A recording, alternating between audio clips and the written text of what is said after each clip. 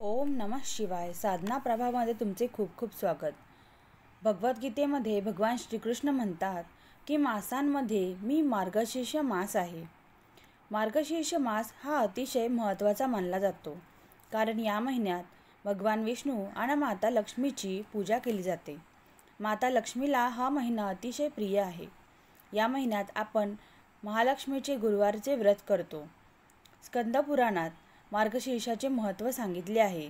मार्गशीर्ष महिन्यात माता लक्ष्मीची पूजा केल्यामुळे ऐश्वर्य, धनधान्य, समृद्धी, सौख्य, समाधान याची प्राप्ती होते. या महिन्यात भगवान विष्णूंचे पूजन व साधना केल्यामुळे माता लक्ष्मीची आपल्यावर कृपा होते. भगवान विष्णूंची साधना करण्यासाठी रामरक्षा, विष्णू सहस्त्रनाम, भगवद्गीता, भागवत, गंगास्नान असे आपण पाठ करू शकतो. त्याचबरोबर ओम नमो भगवते वासुदेवाय हा मंत्र जप करू शकतो. या महिन्यात माता लक्ष्मीच्या पूजनाबरोबर श्री दत्तांचे पूजन केले जाते. या महिन्यात दत्त जयंती येते, त्यामुळे दत्त संप्रदायात या महिन्याला फार महत्त्व आहे. या दिवसात दत्तांचे गुरुचरित्राचे पारायण केले जाते. गाणगापूरमध्ये देखील अखंड पारायण व अखंड नामस्मरण चालते.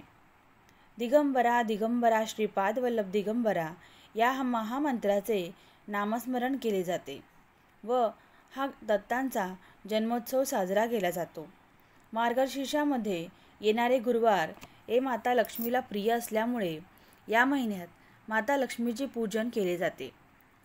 हे पूजन श्री सूक्तम, श्रीयंत्र पूजन याचबरोबर लक्ष्मी अष्टकम अशा साधना करून केले जाते.